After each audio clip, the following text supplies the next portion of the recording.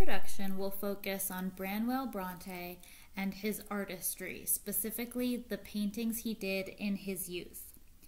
Branwell Brontë was the fourth of 6 children and the only son of Patrick Brontë and his wife, Maria Branwell Brontë. He was born in Thornton, near Bradford in Yorkshire, and moved with his family to Haworth when his father was appointed to the perpetual curacy in 1821. His father was an Anglican curate. The family lived at what's now known as the Brontë Parsonage in Haworth. While 4 of his 5 sisters were sent to Cowan Bridge boarding school, Branwell was educated at home by his father, who gave him a classical education heavy in literature, including Greek and Latin literature. Elizabeth Gaskell, biographer of his sister Charlotte Brontë and one of her friends, said of Branwell's schooling, Mr. Bronte's friends advised him to send his son to school, but remembering both the strength of will of his own youth and his mode of employing it, he believed that Branwell was better at home and that he himself could teach him well, as he had told others before. The Reverend Brontë had been educated at boarding schools, and it's believed he wanted to avoid this fate for Branwell. Daphne du Maurier, who researched Branwell in her 1960 biography, The Infernal World of Branwell Brontë, believes that Branwell may have suffered from epilepsy or another nervous condition. It was remembered by his contemporaries at various fairs and activities in Haworth that he would cry out, my nerves, and it's been suggested that he had epilepsy because he would have fits during his lifetime. This was not really spoken about by the family, and there's no real record, so we don't know for sure. But Branwell being taught at home gave him a sense of arrogance that we see in his letters to Blackwood's magazine, which they never responded to. Branwell took leadership role with his sisters very seriously. Because Branwell's mother died young, he was raised and taught to read and write by his older sister, Maurier. Unfortunately, Maurier and Elizabeth died of consumption in 1825 when Branwell was just 8 years old at boarding school, and this had a profound effect on him. In their death, he became the oldest Brontë sibling, and he never really got over Mariah's death. He associated her with motherhood quite closely. He, with his sisters Charlotte, Anne, and Emily, developed a fantasy world located in Africa, and they created a colony, and then they created a town in that colony called Glasstown. From 1834 onward, he collaborated and competed with his sister Charlotte to describe an imaginary world called Angria. He would also compete with his sister Emily to create horror stories. Branwell was particularly interested in masculine heroes, and he drew up a rivalry between Charlotte's heroes and his hero, who he called Alexander Percy, Earl of Northumberland. The writings were very impressive, and they're part of a world in which Branwell would talk to his sisters in a mixture of English, Greek, and Latin. His imaginative world was very real to him, and because he was the brother, and because he was the oldest, and because he was special enough to be educated at home by his father, the girls gave him a lot of credence, and I think this helped inflate his ego. All of the siblings were especially imaginative, and when Daphne du Maurier undertook her biography of Branwell, she mentioned that Elizabeth Brontë, one of the siblings who died, also sleptwalk, and she theorized that during sleepwalking, Elizabeth might have fallen and cut open her head, and this might have contributed to her death in 1825. It's interesting that du Maurier would have picked this out because Du Maurier's own cousin, Michael Llewellyn Davies, sleptwalk, and it was disturbing enough to her because this sleepwalking started under the tutelage of J.M. Barrie, who took over the Llewellyn Davies guardianship. And so it's interesting that Daphne picked this out, and I don't know if she was trying to point to a more malicious undertone in the Brontë upbringing, but the sleepwalking connection is interesting, and it's relevant and important to note that we don't know the full extent of Michael Llewellyn Davies' relationship with J.M. Barrie because his brother Peter Llewellyn Davies destroyed their vast correspondence shortly before killing himself. So the Daphne du Maurier connection is an interesting one here, and why she felt the need to delve into the Brontë family history. You can learn more about Daphne du Maurier in her video on my channel. In 1829, when Branwell was 12 years old, Patrick Brontë recognized that his children needed some external teaching, and so he spoke to John Bradley, who was a painter and sign maker in the town of Haworth. And so Bradley was a native of Keighley, and he lived 4 miles northeast of Haworth, which was not a bad walk in those days. And Bradley was a founder of the Keighley Mechanics Institute. He founded that institute dedicated to public education in 1825. He was its first secretary and became vice president in 1831. Patrick Brontë knew John Bradley because Brontë was a member of the Keighley Institute's library, and so he engaged Bradley as a drawing master for his children from 1829 to 1830. While the children had been sketching before then, Bradley is the one who likely encouraged Branwell in his enthusiasm for oil painting and architecture. Bradley was a portrait artist. In July 1831, Bradley immigrated to the United States to pursue a career as a portrait painter in Philadelphia, but the venture was not a success. He returned to Keighley in 1833 and resumed his position in the Mechanics Institute. He was the architect of a new home for the Institute, which was opened in 1834. Bradley died just 10 years later in 1844, and so I think that because he was so busy with the Keighley Institute and might have been in ill health, Patrick Brontë did not engage him again for the teaching of his children in artwork. A little strange, but I think that there's a reason there. As far as the Keighley Mechanics Institute, unfortunately, it was the victim of arson in the 1960s, and it burned down in 1962. After Bradley's teaching, Branwell Brontë returned to his juvenilia and the development of his characters in the imaginary worlds.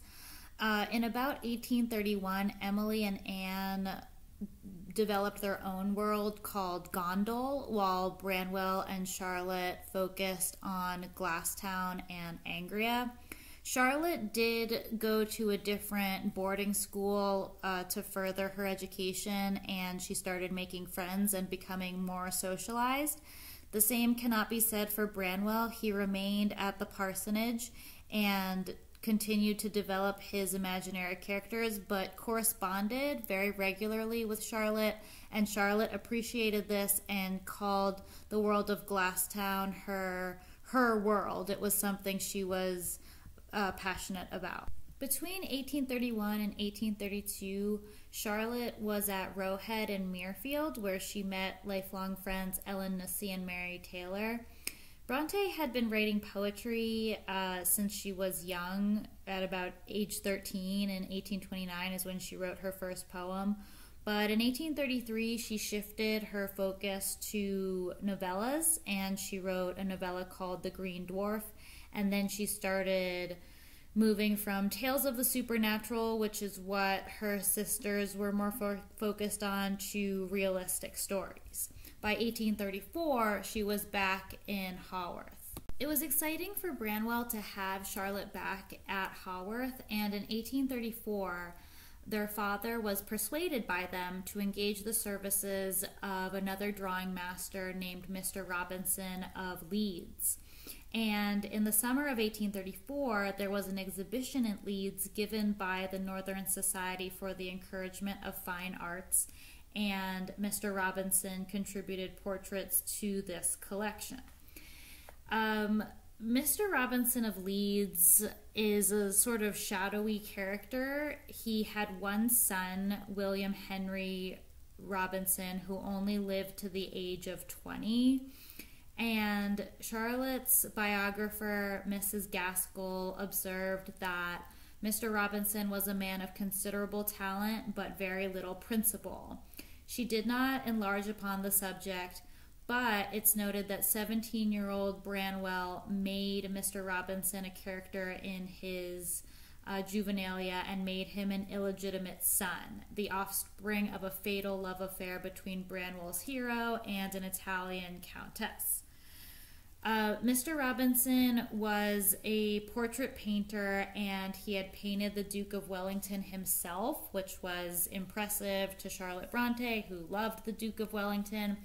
He was engaged by the Brontë family at the rate of 2 guineas a week, which was really a lot of money, and so Robinson's encouragement of Branwell might not have been completely legitimate. It might have been more about money than anything else.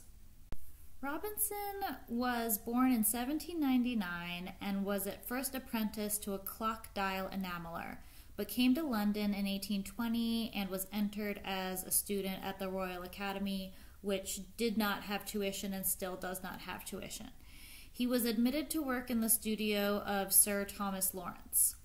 Around 1823, he returned to Leeds and started a practice there and in the neighborhood. He was commissioned to paint some large full-length portraits for the United Service Club in London, which is where he painted the Duke of Wellington. He also drew small portraits with the heads carefully finished, and the remainder was lightly touched. He supposedly died in August 1839 in his 40th year in considerable debt. However, I found this image of a gravestone in Holbeck Cemetery, which identifies the death of William Robinson, the artist, as much later than that. And so I don't know if this is accurate. And then in this gravestone is also the description of William Robinson's son, and we know he had a son, William Henry Robinson, who died at the age of 20, which is very young. There's also a description of Robinson's wife, Frances Robinson, and if this is accurate, she would have been 20 years younger than Robinson himself. So we're getting a sense of the dubious moral character that Mrs. Gaskell was describing. Again, I'm not sure if this gravestone's accurate, but it's an interesting detail in Robinson's life. Robinson would walk with Branwell around the Leeds Gallery, and in an exhibition in 1834 given by the Northern Society for the Encouragement of Fine Arts, Branwell was struck by a sculpture. This was a gigantic bust of Satan, modeled by a young man aged 23 from Halifax called Joseph Bentley, or J.B. Leland. Leland had already been lauded for another colossal statue, Spartacus, which had been on exhibition in the Manchester Exhibition in 1832.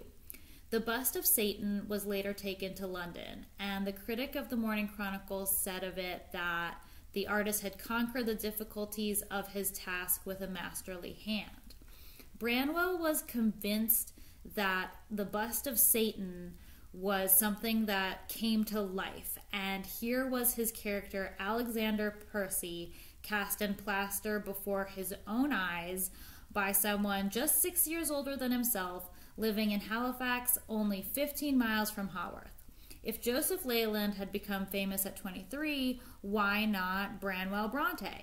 He could work in a studio at the parsonage as Leyland was working in his own home in Halifax. He would paint in oils as Leyland worked in clay, and later study in London, mix with the other artists and sculptors as Leyland now did, and then return and have an exhibition in Leeds.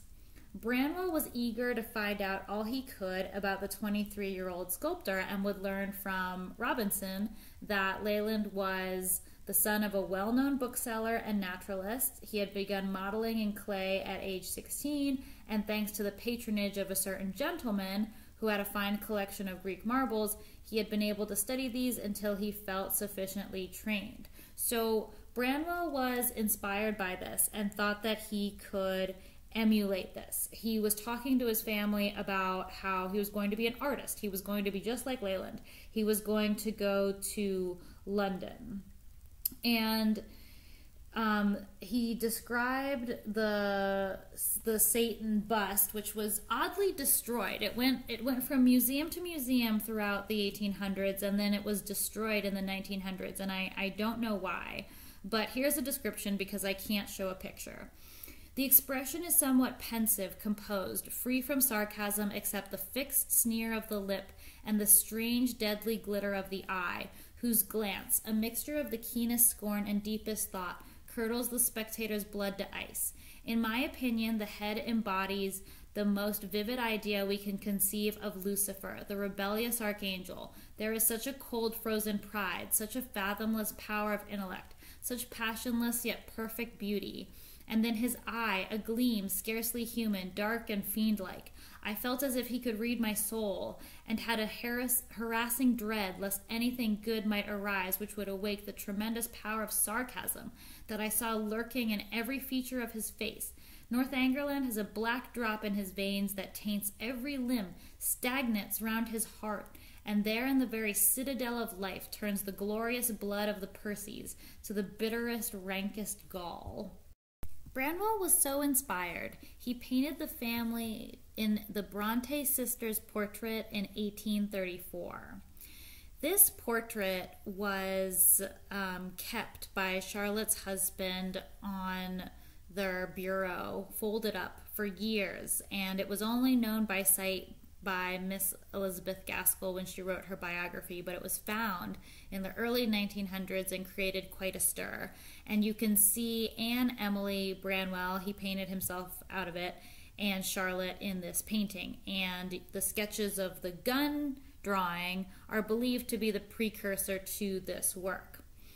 In 1886, J.B. Leyland's brother, Francis Leyland, would publish The Brontë Family with special reference to Patrick Branwell Brontë, and he wrote insightfully about the failure of Branwell to succeed as an artist. He said, being gifted with a keen and distinct observation, combined with the faculty of retaining impressions once formed, and being an excellent draftsman, he could with ease produce admirable representations of the persons he portrayed on canvas. But it is quite clear that he had never been instructed either in the right mode of mixing his pigments, or how to use them when properly prepared, or perhaps he had not been an apt scholar.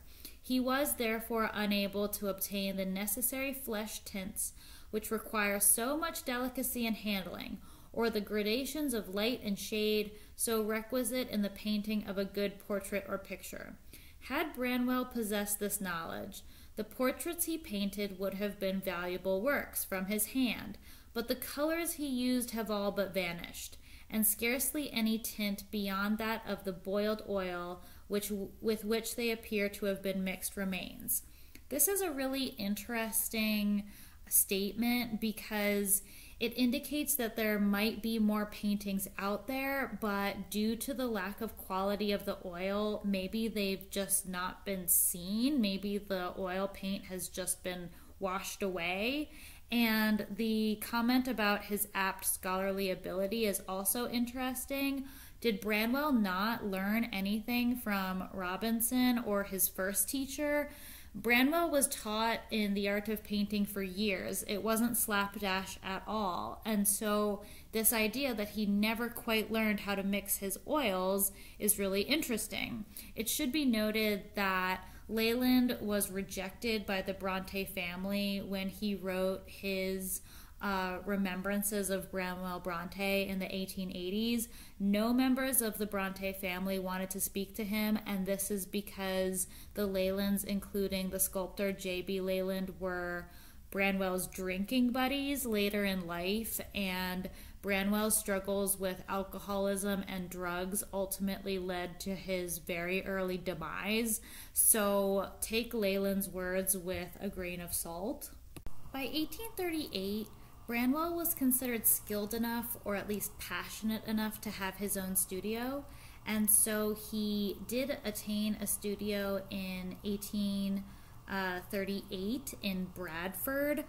I think that Patrick Brontë paid for his son's studio, maybe because he had been paying for his daughter's scholarship in boarding schools around England, and so maybe this was sort of Branwell's turn.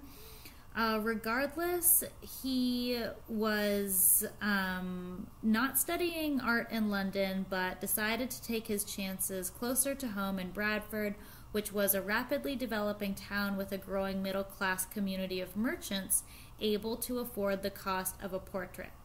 A family friend, Reverend William Morgan, found Branwell lodgings and a studio at 3 Fountain Street in the home of Isaac Kirby, a beer merchant. At first, Branwell had a lot of goodwill, and Reverend Morgan and others rallied around to find paying sitters for Branwell. And Reverend Morgan was one of his first commissions. Other commissions including one of Isaac Kirby and Kirby's niece, Margaret Hartley, as well as Mrs. Isaac Kirby. The portrait of Margaret is considered one of Branwell's best works because it conveys a sense of the innocent shyness of the sitter, although the head is cast with a rather unnatural pose. You can see the bright green in the painting, and it's interesting because you can also see the bright red in Mrs. Isaac Kirby's painting. However, Branwell's attitude wasn't great. In 1839, he wrote to his friend and fellow artist in Bradford, "Mrs. Kirby's name is an eyesore to me. What does the woman mean? How can I come paddling to Bradford with my wallet on my back in order to varnish her portraits? I would give the amount contained in this letter, or twice it, to silence her chattering." However, Branwell had a good impression among the Kirbys. Margaret wrote later about Branwell after his death that he was a very steady young gentleman, his conduct was exemplary, and we liked him very much. This being the case, he did not finish his portraits. He also would not varnish them. And so his customers badgered him to finish the paintings, and in the end, some of his customers paid his friend, John Hunter Thompson, to varnish and finish the work for him. The more prosperous Bradford merchants were more inclined to look for portrait painters in Leeds rather than Bradford, so Bradford artists needed to be persistent and professional in order to find any work at all. And unfortunately, and as we can tell from Branwell's letters, perseverance was not one of his strong suits. He wrote passionately about following the downhill path at this time in his life when he was still a young man, and so putting forth consistent effort was just not his forte. After less than a year, Branwell gave up his studio and returned to Haworth. He didn't really return to art thereafter. Another one of Branwell's sitters was John Brown, who was involved in the Masonic Lodge of the Three Graces located in Haworth. Branwell would join this lodge at the youngest possible age of 19 years old in 1836. He was really excited about having friends, and especially having masculine friends, having grown up in a household with sisters and his aunt, and so his membership in the Masonic Lodge was exciting to him, and he was already going to pubs in Haworth and also in Bradford when he had his studio. The Masonic Lodge of the Three Graces still runs today and has meetings around the full moon. There would be secret hand gestures that Branwell would learn, and he would make these gestures to other members of the lodge in public. And so this idea of him being publicly friends with others was exciting to him. There is a mention in Charlotte's letters in 1835 of Branwell potentially going to London to study art. And this is clear based on a letter that we can find where Branwell is asking to become a probationary student in the Royal Academy, and he asked the secretary to tell him where to present his drawings, at what time, and can he do this in August or September. This is something where Patrick Brontë encouraged this, and he said to one of his friends, "It is my design to send my son to the Royal Academy for Artists in London." At this time, Branwell was a member of the Temperance Society in Haworth. He had not been really well socialized. He definitely wasn't a drinker, and he set out for London supposedly in September. We don't know if this is the case because we don't know if Branwell ever submitted any drawings. If the drawings were rejected, maybe they were not advanced enough for him to be admitted as a pupil. Tuition was free due to the annual exhibitions at the Royal Academy paying for the drawing school and students being accepted on merit. They would have had to show 10 works of their own choice, and drawings from life should be included. All of these facts Mr. Robinson would have known, and so some biographers have argued that he wouldn't have allowed Branwell to even think about it unless he had been of a significantly high merit. I'm not entirely sure that was the case because Robinson is such a shady character. And so this was a time in Branwell's life where it just doesn't seem like he knew what he was doing. He had been secretary to the local Conservative committee during a contested election for the West Riding seat of Yorkshire, where the two opponents were John Stuart Wortley, 2nd Baron Warncliffe, and the Viscount Morpeth. So Branwell had no problem dealing with various people. He was arrogant. He was not a shy person like his sisters were. And so some biographers think that Branwell took a train and then decided not to go to London at all. Some people say that Branwell stopped at a tavern and this was the start of his career of drinking and drug use. But there is a letter that Branwell wrote in 1836 where he's remembering being on the back of a seat going somewhere in May, not September, as would have been the time frame for his Royal Academy of Art entry. And he said that he was comforting himself with the idea that he did not really care, that he should give himself up to idleness and go about doing nothing and caring nothing but building air castles for the adornment of his future life. And he said that he didn't believe that there were rewards to exertion, there's no point in laboring, and there are plenty of paths in this life. And so I think that that sums up Branwell's attitude towards the Royal Academy of Art. By 1839, Branwell was back in Haworth and reportedly in a lot of debt due to his drinking. He continued studying with his father because he knew he would have to earn a living and thought that he could be employed as a tutor.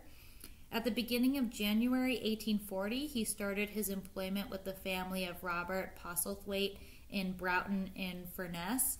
However, alcohol had a grip on Branwell, and he wrote letters to his pub friends in Haworth, which were very funny, boastful, and arrogant. And he did not give up on his literary work. He was sending poems and translations to Thomas de Quincey and Hartley Coleridge, who both lived in the Lake District. Hartley Coleridge was Samuel Taylor Coleridge's eldest son.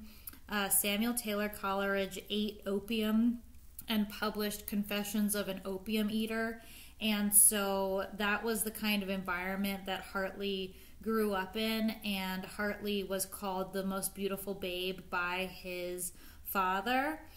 Hartley attended Oxford and wrote for Blackwood's magazine. And again, we see the obsession Branwell had for Blackwood's magazine. He wrote something like 15 letters to the magazine hoping to get published. He never did. He never got responses to his letters.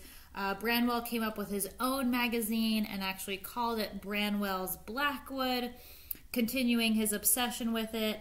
And he was just, if he had been published by it, I wonder what would have happened, but he never was. At Coleridge's invitation, Branwell was invited to visit the poet at his cottage in the Lake District in 1840, and Coleridge encouraged him to pursue his translations of Horace's odes. Coleridge's own sister was a translator, so translation was important to the Coleridge family. In June 1840, he sent the translations to Coleridge, despite having been dismissed by the Postlethwaites. And according to one biography, he may have fathered an illegitimate child during this time, but it was probably just arrogant boasting. It's hard to tell. And so while Coleridge thought very highly of certain Yorkshire voices, he never really pushed Branwell forward. Maybe he was shocked by Branwell's style of living, but the translations were good, so it's not really known why Coleridge just stopped communicating with Brontë.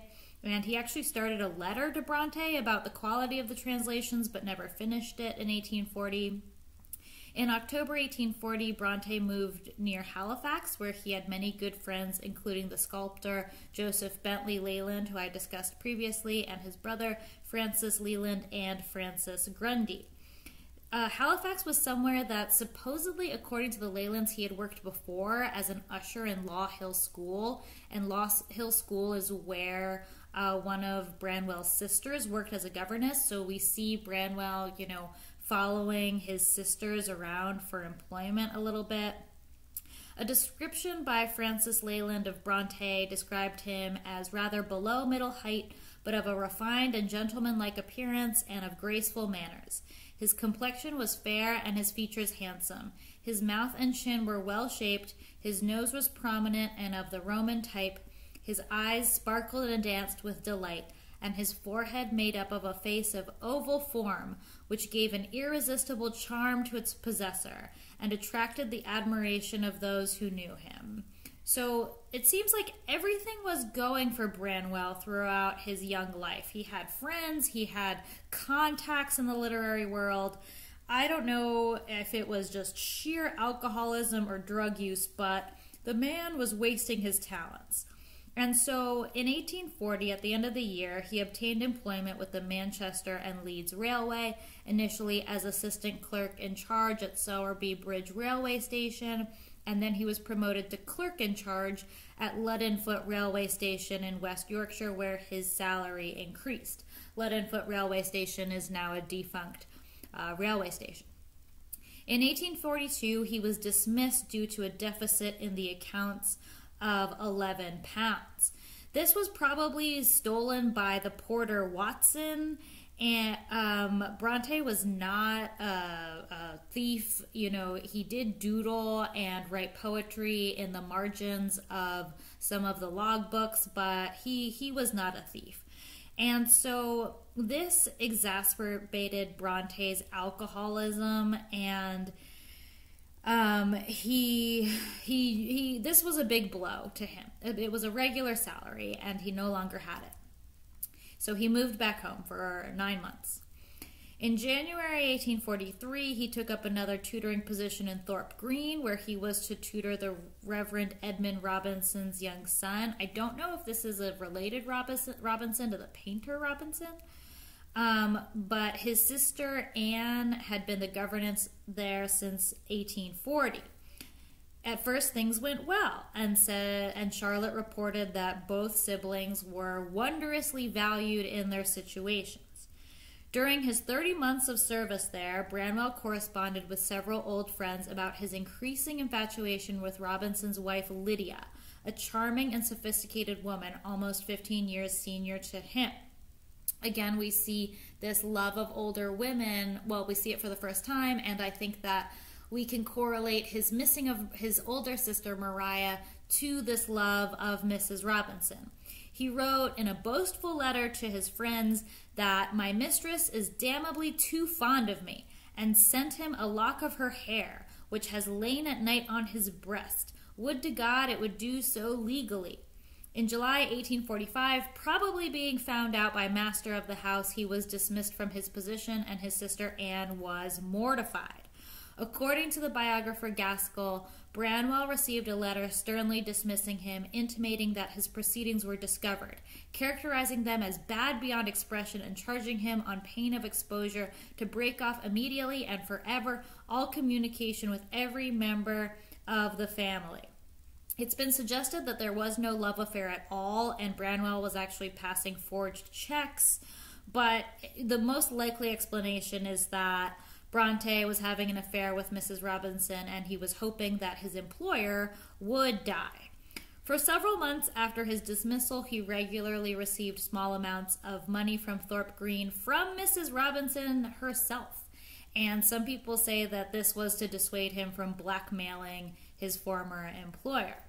He returned to Haworth Parsonage, wrote poetry. There is some love poetry he wrote in honor of Lydia, and he attempted to adapt his juvenilia material into a book called And the Weary Are at Rest.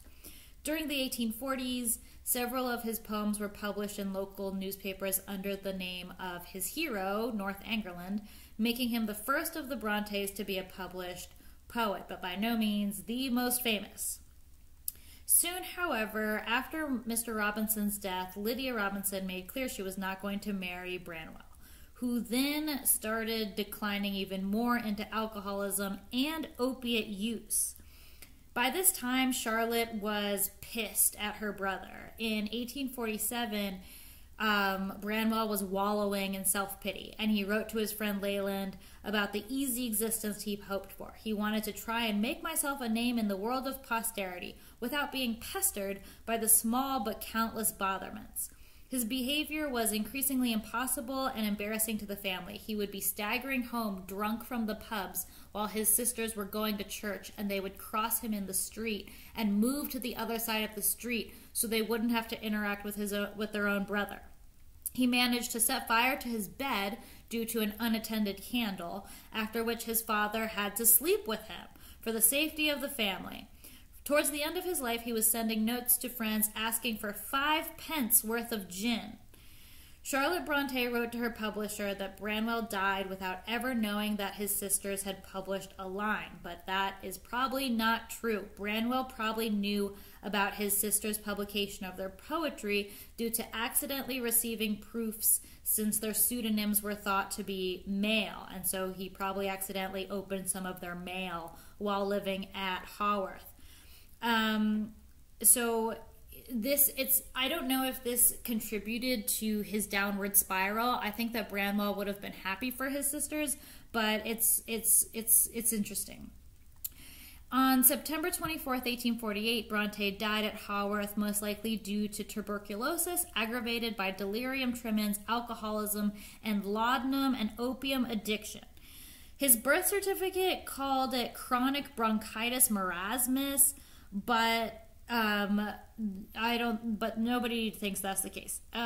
Supposedly, Branwell died while wanting to show the power of the human will, and he decided to stand up in his bedroom, but that's when the last agony began, and he died. And so it's thought that maybe there was an epileptic attack, but he did die in September, and he was only 31 years old, and he was interred in the family crypt. His work remains the subject of scholarship today. We only have a few of his paintings. There may be more out there. There certainly are a lot of his sketches, which are held by the Brontë Museum in Yorkshire. He did have some of his poetry published after his death, in addition to his juvenilia, the stories of Glasstown, but he is overshadowed by the genius of his sisters. I believe it's especially unlikely that Branwell would be jealous of his sisters because he was in the throes of opium addiction via laudanum, which is opium dissolved in alcohol, for the last 3 years of his life. Opium addiction symptoms include mood swings, agitation, irritability, the lack of pleasure when sober, and the lack of happiness when sober, as well as depression, sadness, and anxiety. So if Branwell had been jealous, I think Charlotte would have known. The opium addiction of Branwell was very sad. His father did ask a doctor to look in on Branwell. The doctor's name was Dr. Wheelhouse, and he suggested abstention from alcohol and nothing more. Unfortunately, Branwell knew to get alcohol at the Haworth Black Bull pub, and Joseph Hardacre's druggist shop supplied him with laudanum. So unfortunately, Branwell knew where to get his fix, and he lost weight, he lost his appetite, and this was thought to be due to delirium tremens, but also could have been due to excessive drinking. When he died, Charlotte was angry with him and said that he was utterly selfish and self-indulgent. She recorded his opium addiction in 1845. She said, "For the last 3 years of Branwell's life, he took opium habitually, by way of stunning conscience. He drank whenever he could get the opportunity. He took opium because it made him forget for a time more effectively than drink. In procuring it, he showed all the cunning of the opium eater." This is an interesting choice of words. It could be that Branwell was exposed to opium during his time at the Coleridges. I'm not sure. Charlotte would go on, "He would steal out while the family were at church and manage to cajole the village druggist out of a lump. For some time before his death he had attacks of delirium tremens of the most frightful character. In the mornings young Brontë would saunter out, saying with a drunkard's incontinence of speech, 'The poor old man and I have had a terrible night of it. He does his best, the poor old man, but it's all over with me.'"